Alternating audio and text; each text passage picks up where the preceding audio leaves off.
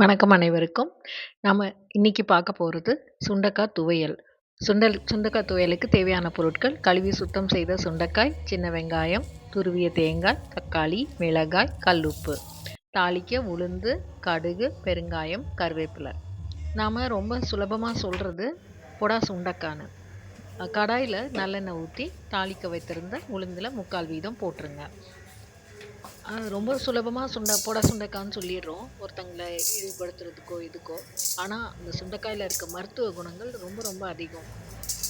சர்க்கரை நோய்க்காக இருக்கட்டும், வயிறு சம்மந்தமான பிரச்சனைகளாக இருக்கட்டும், இரும்பு சத்து குறைவாக இருக்கிறவங்களா இருக்கட்டும், இந்த சுண்டைக்காயை எடுத்துக்கும் போது இந்த எல்லா பிரச்சனைகளுக்கும் தீர்வு கண்டிப்பாக கிடைக்கும். சுண்டைக்காய் கண்டினியூஸாக எடுக்கிறதுனால கண்டிப்பாக சர்க்கரை நீர் குறையிறது நிறைய பேர் பார்த்துருக்காங்க.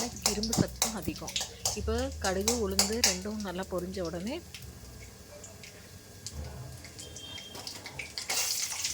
வெங்காயம், சின்ன வெங்காயம் நம்ம கழுவி சுத்தம் பண்ணி வச்சுருக்கோம், அதை போட்டு அதையும் நல்லா வதக்கிடலாம்.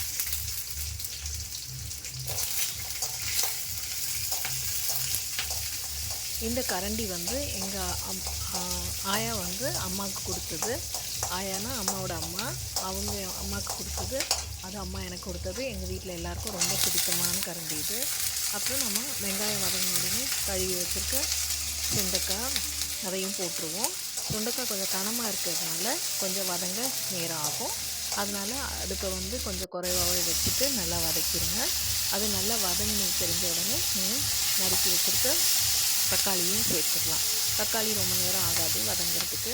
தக்காளி வதங்கினதும் நம்ம அடுத்தது பெருங்காயம் போட்டுடலாம்.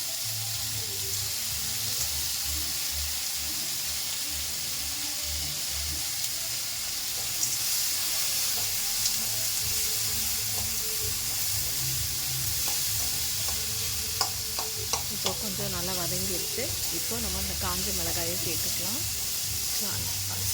தேங்காய் மட்டும் எப்போவுமே ரொம்ப வதக்கிட்டோம்னா அதில் இருக்க எண்ணெய் பிரிஞ்சு வந்துடும். அந்த எண்ணெய் நமக்கு கொழுப்பு சத்து அதிகம் கொடுக்கும். அதனால் எப்போவுமே தேங்காயை எப்போவுமே வதக்க வேண்டாம் அப்படின்னு சொல்லி எனக்கு 2-3 மருத்துவர்கள் சொல்லியிருக்காங்க. அதனால் இது நான் எப்போவுமே தேங்காயை ரொம்ப வதக்குறதில்ல. மிளகாயும் நல்லா கொஞ்சம் நெடி வந்த உடனே நம்ம தேங்காயை சேர்த்துட்டு அடுப்பு ரொம்ப சிம்மில் வச்சுட்டு தேங்காயை சேர்த்துட்டு ஒரே ஒரு நிமிடம் வதக்கிட்டு, ஒரு நிமிடம் கூட வேண்டாம், கொஞ்சம் சட்டுன்னு வதங்கின உடனே அடுப்பை நிறுத்திடலாம். நம்ம துவையல் முக்கால்வாசி ரெடி ஆயிடுச்சு.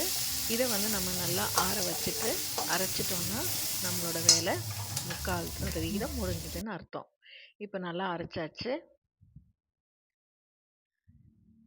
இப்போ அதே கடாயில் தாளிக்க எண்ணெய் நல்லெண்ணெய் ஊற்றிட்டு கடுகு உளுத்தம்பருப்பு போட்டு கருவேப்பிலையும் போட்டுட்டு கடுகு உளுத்தம்பருப்பு பெருங்காயம் கடைசியாக கருவேப்பிலை இது போட்டு தாளிச்சிட்டோம்னா நம்மளோட இதை நம்ம துவையலில் சேர்த்துட்டோம்னா நம்ம துவையல் ரெடி.